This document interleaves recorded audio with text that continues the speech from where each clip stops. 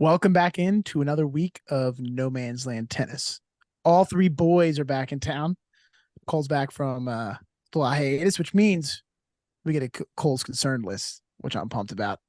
I'm always excited about a Cole's concern list. Boys, welcome back. Good week. This week we're gonna talk over a lot of things. One, the ATP finally put in a safeguard to help its players out. It sounds like for money aspects. Two, we got some tournaments in China going on right now. Then we got to talk about the Laver Cup, and we got to talk about Maria Sakkari finally getting a win. How we feeling, gentlemen?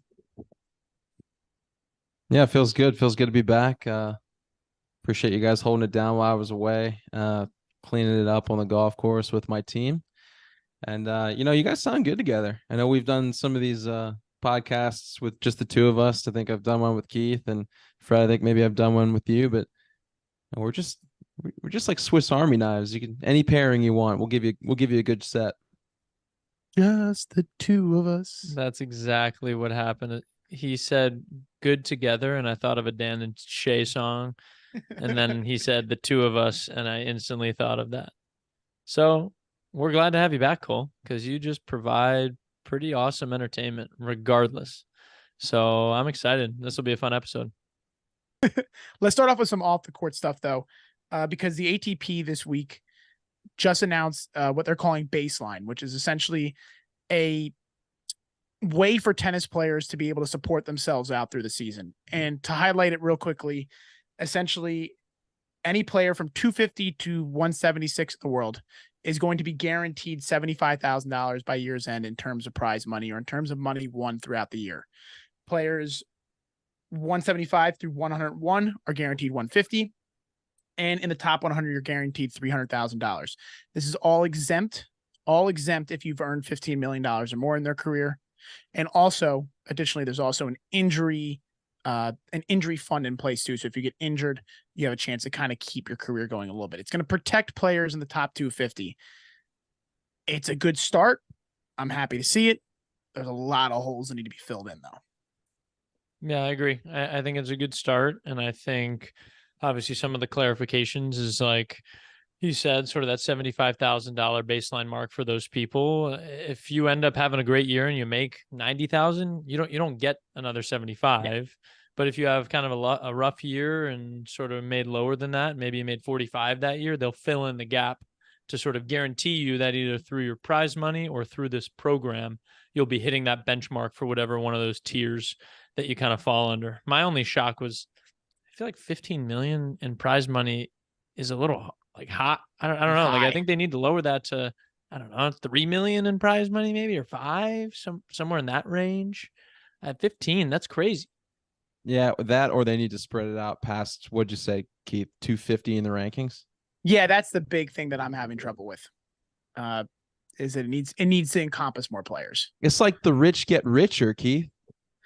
No. I mean, it's still not.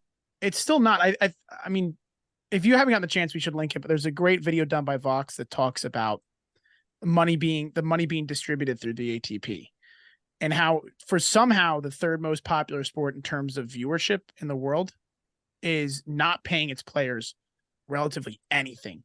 Carlos Alcaraz last year was the highest ranked player in the world, won the most tournaments, won the most prize money, and based on prize money alone, would have been the 210th ranked highest basketball player in the NBA. That's a joke. There's something wrong here. And I know anybody's saying is, oh, he can't live on $10 million. I mean, he should get more because let's be honest. And the problem is the guy who is 150 in the world, he can't pay his coach. He can't pay his travel. He can't keep the sport going for him. It needs to find a way. All the money in tennis needs to find a way to funnel down to the players because it's going somewhere where it just shouldn't. I don't know where it's going, but it's going somewhere where it shouldn't. Yeah, there's some damn good guys that kind of have to hang it up or play a little more part-time because they have to be realistic. How are you supposed to save for your future? Like I was reading an article about Sumit Nagal from India. Oh, yes. And he's like been floating between, I don't know, 70 and 150 for a majority of his career. And he said he's like, he just tries to invest everything. I think in the last year, he made like $900. He came out $900 in the green. Like, how can you even plan to invest in that? People are investing $900 every 2 weeks from their paychecks if you work a normal job. And so I think hopefully this program will help with that, and people will be able to, like you said, pay coaches, pay their travel, pay their way a little bit more, but also be able to plan ahead for the future, because I think that's something that, I don't know, tennis players just have lacked in the past, and some people have to hang it up so that they can actually think about their future if you're not inside of that top 50.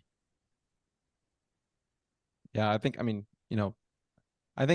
any time or any way we can get tennis players to worry less about like what's going on in terms of managing their travel and paying coaches and teams, and and have them just focus on how good they are as tennis. Like tennis is definitely just going to benefit from that. So I do think this is a good step, but just got to get spread out a little more. Free up the mind, free up the players, and let them play free. And hopefully, everything else will fall into place, and financials will do the same. You're always going to have winners and losers too. So it is what it is. But if you could spread it out, definitely more beneficial, but it's a good step. Yeah, it is. And it is a 3-year trial period. I think is what they're planning on doing it just for 3 years. Which even that worries me a little bit because like, 3 years money starts going up and these guys still aren't getting their share of the money. But again, I'm happy to see them at least trying to support players in the top 250. It's at least a step in the right direction. There's a lot more that should be done for these players, and a lot more prize money that needs to go around. It shouldn't just be if you qualify for one of the Grand Slams and you just make the first round, that's your biggest goal for the year, because that guarantees you the ability to play next year. You should be able to play a full year on tour. You should be able to play challengers and make your living that way as well. So it's just a good way. And we've seen players come from 250 in the world and be very good. Roberto Bautista Agut recently, later guy in life, did not break the top 100 till he was 30. Kevin Anderson floated around the top 100 until he was like 28. These are all very good players that won a lot. They just need to be able to keep their career going. Yeah, and it's not like there's not money out there. Like it's just a matter of which way the ATP wants to go. I mean, there's so many different ways. I know that they have a merger potential meeting coming up with the WTA. I think I read in the next month or so.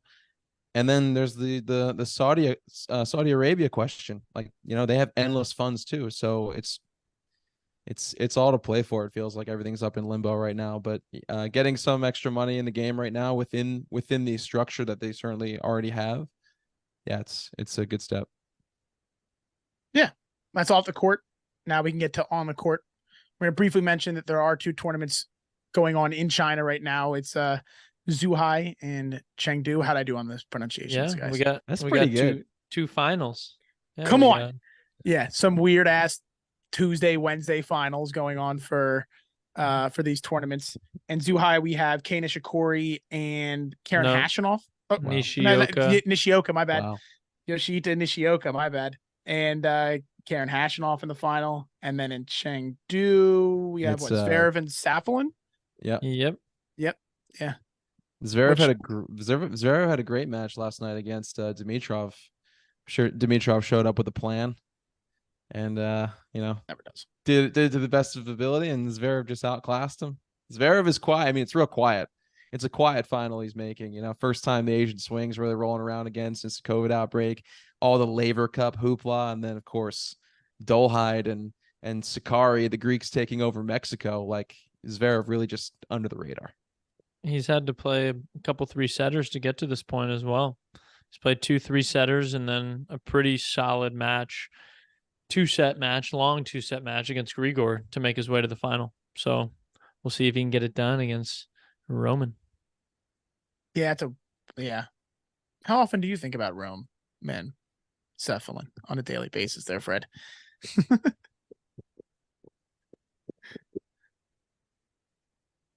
I gotta pause.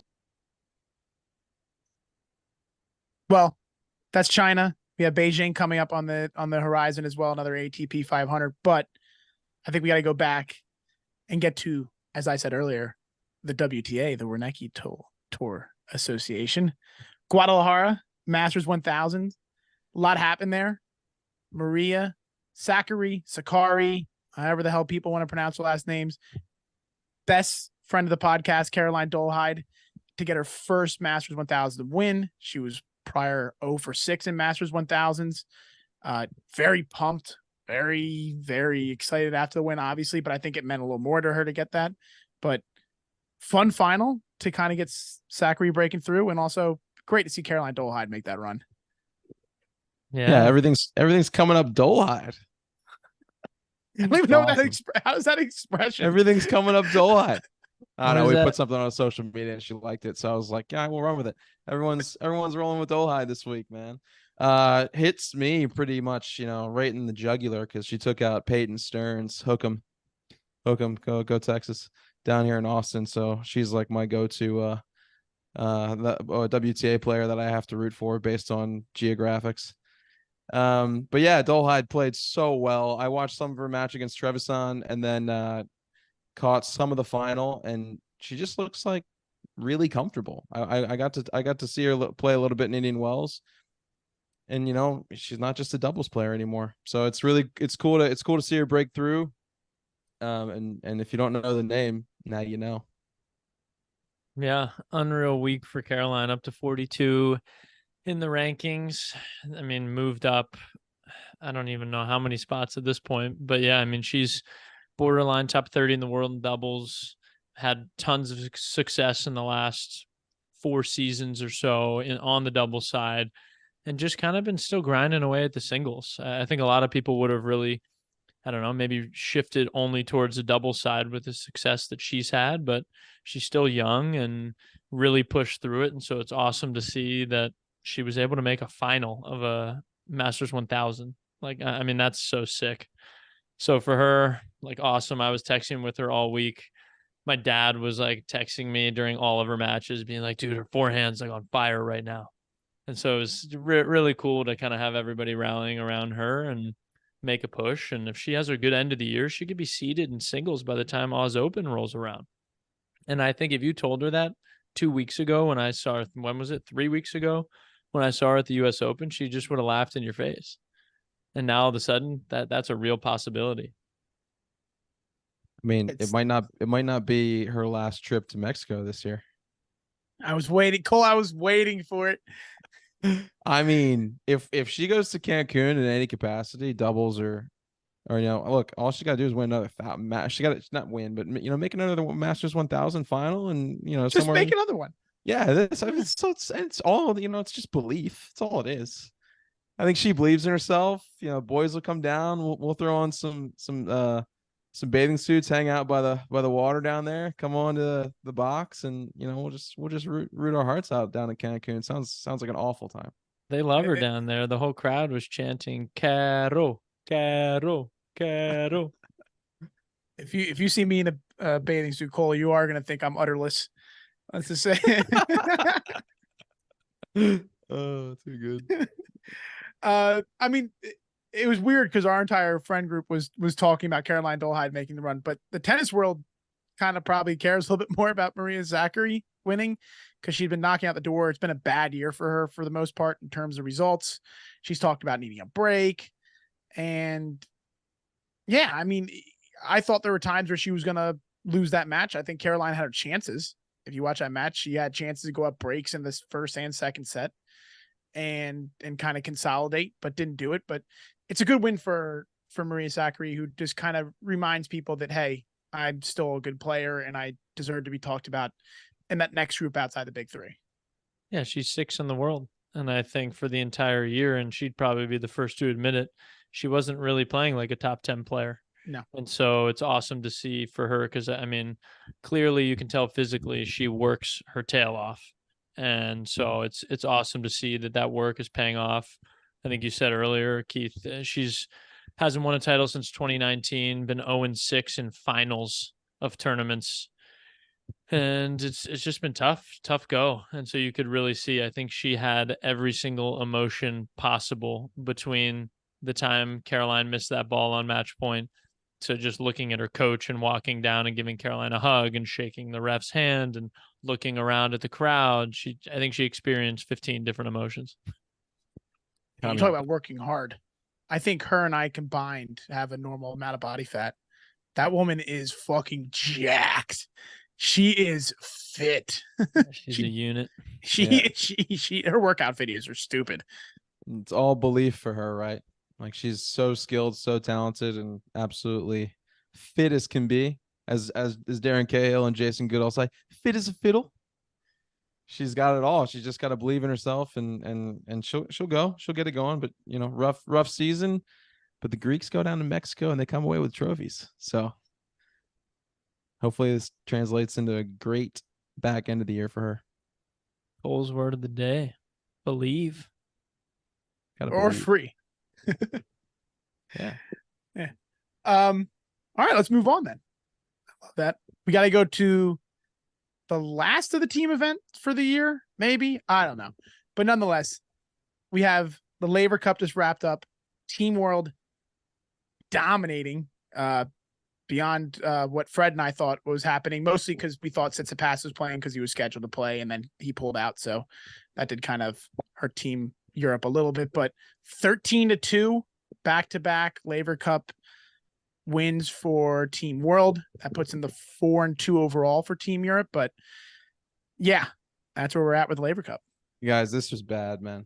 It was bad. We all picked Team Europe. They didn't even show up for the races. They would have had a better chance if they gave a racket to Bjorn Borg at his age. They would have had a better chance to win the tie if Bjorn Borg just played every match. This was awful. I really did not think this was a good Laver Cup. We've had better ones in the past. You had massive draws with Keith. I mean, the best one ever that you went to with Murray and Djokovic and Nadal and Federer all playing that doubles match. And then obviously the retirement.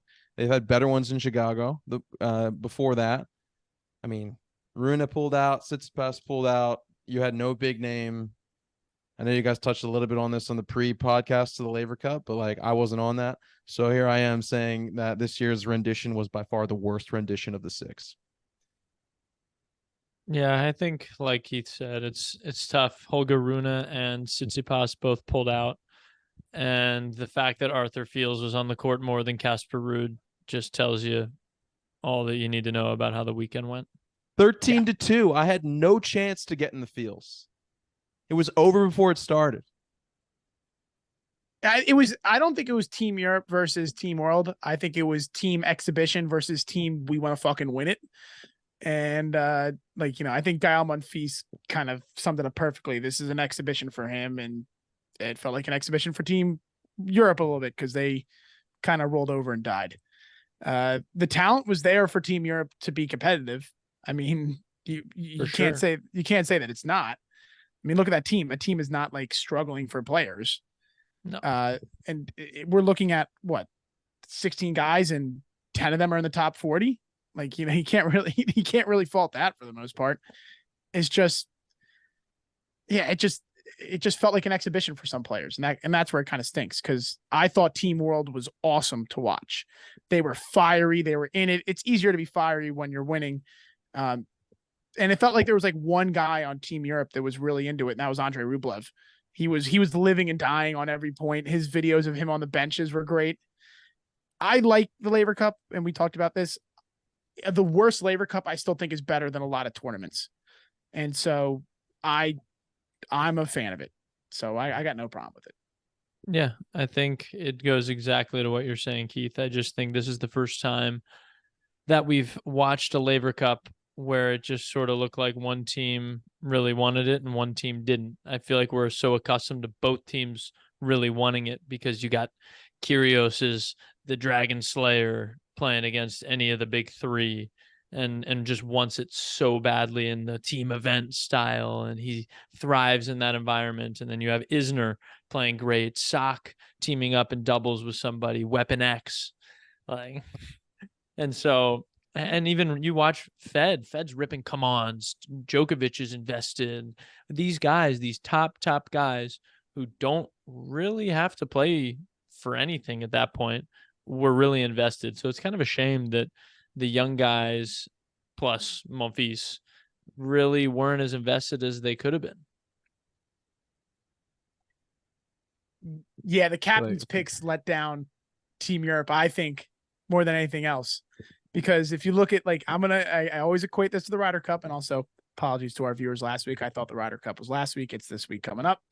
But nonetheless, the captain's picks were set the tone a little bit, and in essence, like Gael Monfils didn't care, and he's this elder statesman of the group. He didn't care, and you got like poor Hubert Hurkacz out there losing like 2 out of 3 matches and like tough settings, and he's like bouncing rackets, and Gael Monfils is just like, ooh, who cares? And on the American side, you had the alternates being Chris Eubanks, college tennis guy. He's fired up and into everything. He's yelling, he's getting into it. It just sets the tones a little bit. And if you have it going one way or the other, if you have somebody that doesn't care and somebody does care, sometimes it makes the viewership a little less fun, because it's almost like, stop kicking him, he's dead. Like all those guys were in form and hungry, and the guys on Team World that weren't in form needed that. Like Felix needed that. Felix needed to get some confidence. So like, and it's in Canada, and he's at home, and Milos was there. You know, like it was all happening for Team World. For Cerundolo has had a difficult past couple months in tournaments. So like, these guys wanted to win. Got slept on Team Europe, man. I was all in on Team Europe. Yeah, a lot of college tennis there. They could have used Cam Norrie. They could have used Cam Norrie, man. I'm trying to think who else is at that caliber of level that played college tennis that could have been on the Team Europe side, not the Team World side. Well, I guess. Yeah, no. Nana Hoffman. There are a couple guys that are close. Yeah. But it's I just think like you were talking about the guys that care and the guys that don't. Like you mentioned, like, do you remember when Federer beat Kyrgios, I think 2 or 3 years ago, and Nadal jumped into his arms? Yeah. To like lock it up on the last match. So he jumped into his arms. Like that's a great photo of them holding each other. Like those guys cared, and it should be that way. It should be like, especially with the Davis Cup kind of being a little bit of a back burner thing right now. Like the Laver Cup should be something you really, really show up for and care about. They offer them a big bag to the winning team, and you would think that would be enough, but clearly not. And so, I don't know, for you guys, what do you think? I don't know. How do we prevent this from happening again? I think you got to change the structure completely. You guys are going to disagree with me, but I think it needs to be more of an all-star weekend type thing. Oh God, no. No. You get rid of the captains, and the captains are players that are playing on the team. You do a draft, and you make it mean something. Like in the NBA, I think it's in baseball. In baseball, you do the winner of that all-star game hosts the World Series home, has more games at home. For this one, I would do charity for whatever captains win, and then that captain gets to host their own tournament in their own country. So the ATP has to go to Norway, the ATP has to go to Argentina, the ATP has to go to, I don't know where the hell Tommy Paul's from, Bradenton, I don't know. But it would be cool. It would like that. I think that's cool. And then you mic everybody up. I have to mic everybody up on court while they're playing. You have to mic everybody up, and the coaches. Like you just have to make it more. You have to build a sense of like fight, and there's no fight. It didn't feel like there was a fight this year, at least. And there's gonna be fight in a all-star game. Talk about make it like game. You have to. You make it. You basically make it a quicker tie. That's the less fight. The NBA, they played 172 points. The MLB, they pitched 1 inning. So they had 19 substitutes. I think it would be cool. And you can make the tournament like a big one that they give away. Like, what if they did it for Cancun and somebody was from Mexico and like, okay, you get the World Tour Finals this year. That's massive revenue. Yeah, but I think you're trying to combine like 4 ideas here. I think what you're hoping to see, they already do that. It's called UTS. So stay in that lane. You're trying to combine. You're basically being like, if this was the NBA, you're saying like, all right, let's do this. LeBron drafts and this guy drafts. Okay, if LeBron teams wins, like that conference now gets like all these extra benefits because LeBron picked in this exhibition game. I just think it's more entertaining. I like it. You could televise the draft. You could have Medvedev just not pick Tsitsipas, even though he's the best on the board. Like it would just be more that fun. Would be fun. You know what I mean? And you get guys like I've already had this idea in a more serious way, and we can get to that at some point. because I think I'm with you. I think doing a draft like that, this was my idea for basically getting rid of the World Tour Finals and do a college tennis style event. And the 8 guys who make the World Tour Finals draft teams based on the rest of the ATP rankings. And then you just do an 8-team bracket straight up, winner go home, and you go college tennis style. You go 3 doubles, 6 singles, and you got to draft a whole team. All right. We're on World Tour Finals. I want to get back to Laver Cup. I want to get back to the Laver Cup because I know how to fix the Laver Cup. I know what the Laver Cup needs. 1, next year, Roger Federer and Andy Roddick are the 2 assistant captains for Team World and Team Europe. Bring the guys that care back into this.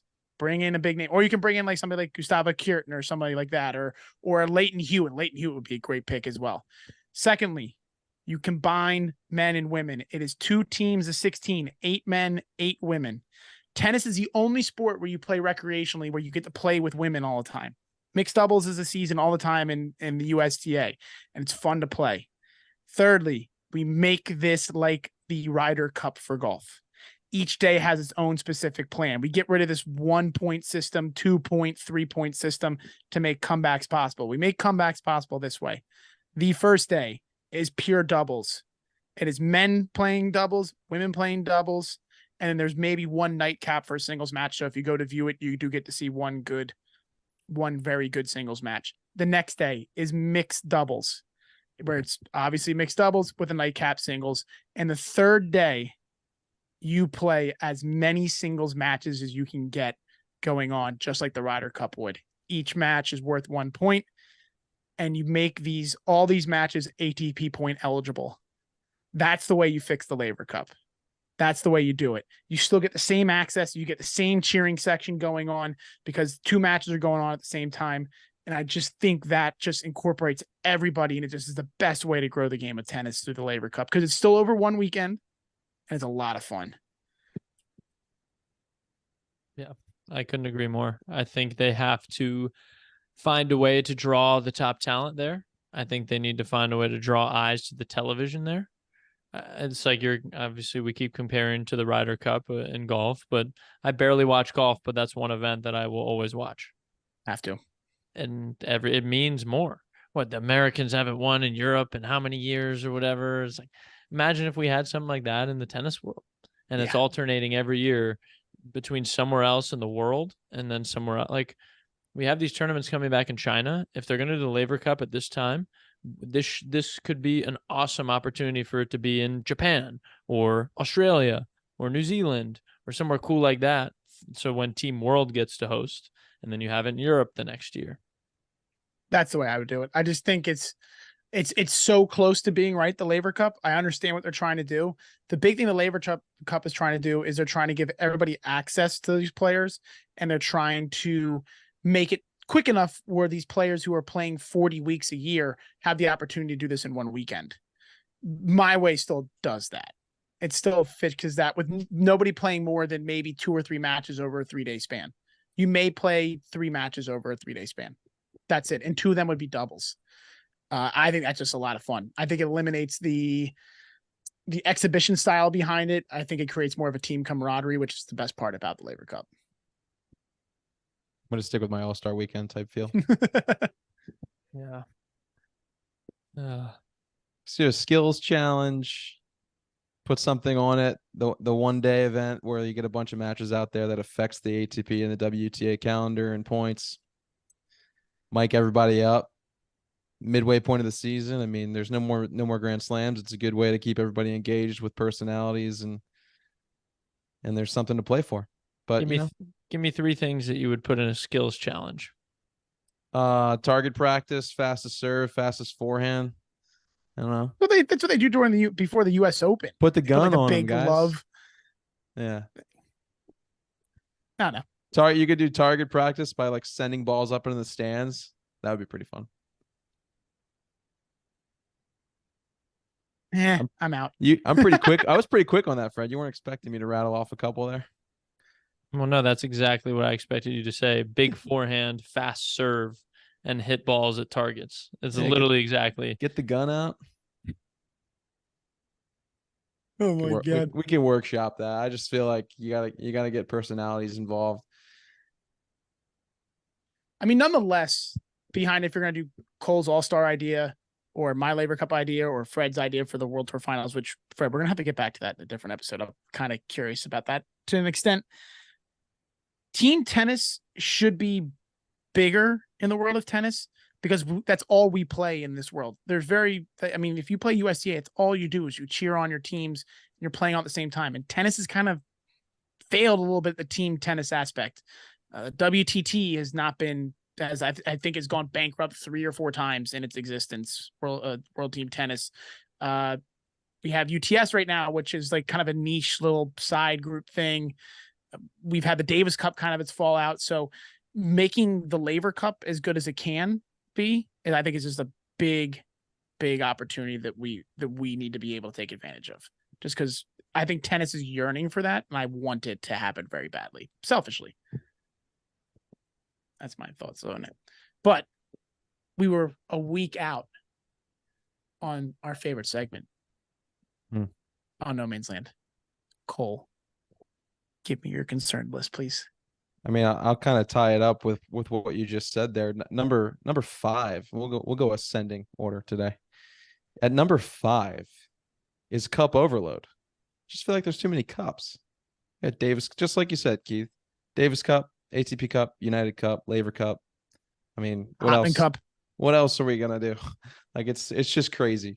So I think, like we said, need to minimize a little bit and make one thing or two things truly great. Number 4, race to Turin. I'm concerned for the race for Turin because Tsitsipas is in the race, Runa's in the race. Guys are coming down with injuries. I mean, are we going to get a bad turnout because of what I've just seen with Team Europe? No, I think that's why you had that turnout for Team Europe. Yeah, these guys get banged up. It's a long year. It's a long year, and especially if you're at the top end of tennis and you've kind of had a weird, like, kind of wonky year, you travel more, which is more pain on the body just consistently. Fred, nothing to add there. What's Keith saying? I tend not to speak when I agree with somebody. I don't disagree with somebody when they're right. Fred's still trying to understand my All-Star weekend.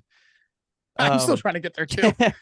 Next up, number 3, the future of Team Europe. I think that's a real concern for the Laver Cup and just, what they're putting out. I think we got guys that are dogs in the team world hemisphere all over the world other than Europe. So it's just concern. You guys don't want to play. Federer and all those guys have moved on. Djokovic don't want to play. Sinner isn't playing. So I'm worried about the longevity of that team and how good they're going to be, and also that event. And then we get to our top two. Number 2 is going to be Hurkacz's ball sack. He got absolutely drilled in the nuts. He did get in the nuts. Yeah, we weren't ready for that. In the nuts. He did get Wilson. Yeah, there's probably a nice little Wilson tattoo right there on. Oh my God. Did you see what Shelton? He's probably got one of the hardest forehands on tour. Something it would be totally on display at an All-Star weekend. But it's just brutal that Hurkacz was deciding to come to net and then actually attempt to play some tennis for Team Europe. Played the most tennis for Team Europe, but I love the apology afterwards where Hurkacz got up. He didn't apologize, but you could tell he was like, "It's okay, I'm all right. It's fine." Just some fresh air. Fred staying quiet at number one. I don't know what to feel about this, whether I'm sad or happy, but Tsitsidosa. Oh my God. Tsitsidosa's Instagram is completely wiped, guys. They got hacked. Yeah, they got Cole. hacked. They got hacked. The rumors are out there. This is like a Taylor Swift rumor, whether she's dating a football player or not. Travis Kelce. If there's no pictures, apparently it didn't happen. So I guess they've never been together, and the Instagram is gone. So condolences out to Tsitsidosa. We'll light a candle for you tonight. They'll be back before you know it. Yeah, they'll be just fine as well as they can be. Mhm. And with that, check us out on our social medias. NML Tennis. Check us out on YouTube. Fred's coming up with some great stuff though for the YouTube. Loving every second of it. And as always, ladies and gentlemen, swing a big stick.